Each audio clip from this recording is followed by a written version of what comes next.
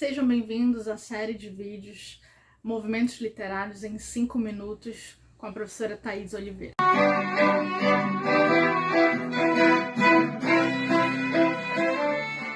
Hoje nós vamos falar sobre o Barroco. Bem, o Barroco é um movimento que acontece aqui no Brasil por volta do século XVII. Ele tem esse nome, Barroco, né? Porque, na verdade, não há um consenso em relação ao nome do movimento, da origem do nome.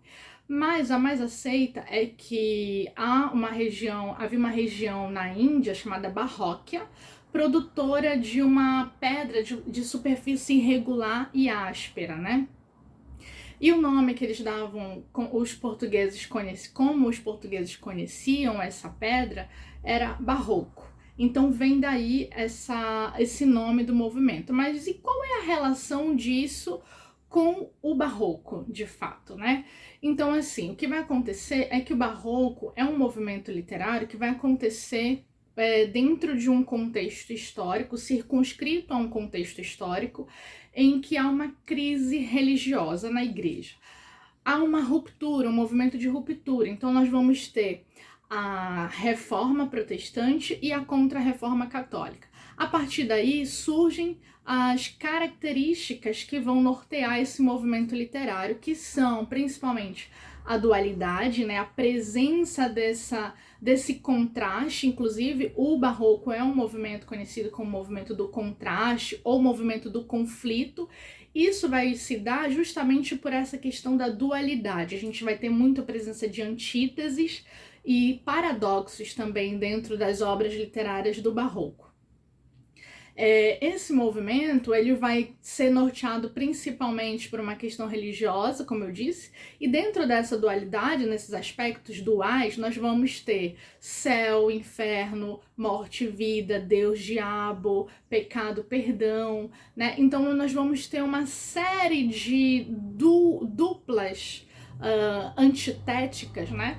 Que vão nesse sentido que vai nortear esse movimento literário. Além disso, além dessa característica, que é, digamos, a característica principal desse movimento, nós vamos ter a noção de fugacidade. O poeta barroco sabe que a vida é passageira, que a vida é breve, mas ele encara isso com muito pessimismo, né? Essa efemeridade da vida, essa brevidade da vida. Nós vamos ter uma característica peculiar do barroco, que é o que a gente chama de feísmo.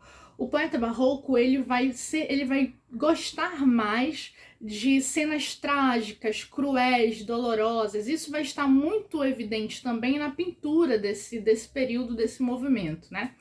Além disso, nós temos a tensão religiosa, e o poeta barroco, além de pessimista, ele é um poeta exagerado. Ele é aquele poeta que vive a flor da pele, muito a flor da pele, e esse sentimentalismo todo, como se vê, o barroco é um movimento de base emotiva, né? Até porque ele vai sofrer essa influência religiosa ela vai ser muito presente nesse movimento literário. Então ele é um movimento da flor da pele, do exagero, e nós vamos ter então uma figura de linguagem muito presente, que é a hipérbole nesse movimento. Há também duas outras características muito peculiares desse movimento, que é o que a gente chama de cultismo. Cultismo porque vem da palavra culto, culto no sentido de elaborado, de cultura. Então a gente normalmente utiliza como sinônimo do cultismo o jogo de palavras, o uso de palavras rebuscadas.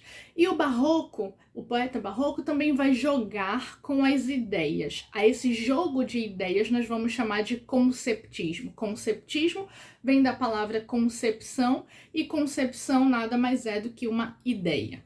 Muito bem, além disso, o que a gente tem de produção literária nesse movimento? Nós vamos ter grandes nomes como o padre Antônio Vieira, né? Mas eu acho que o que mais se destaca no movimento barroco é o poeta Gregório de Matos Guerra, conhecido carinhosamente como Boca do Inferno, né? Ele vai ter poesia lírica, né? A gente, dentro da poesia lírica, vai ter a poesia sacra, que é também chamada de poesia religiosa. a poesia amorosa e ele vai ter poesia encomiástica, que é aquela que elogia pessoas importantes da época, né?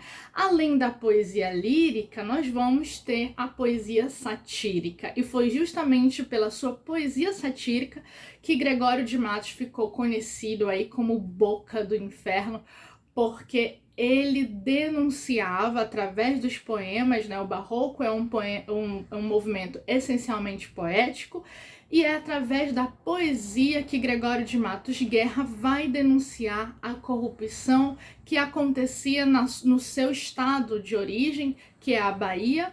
E ele, por causa dessa denúncia feita através dos poemas de Gregório de Matos, ele ficou carinhosamente conhecido como o Boca do Inferno.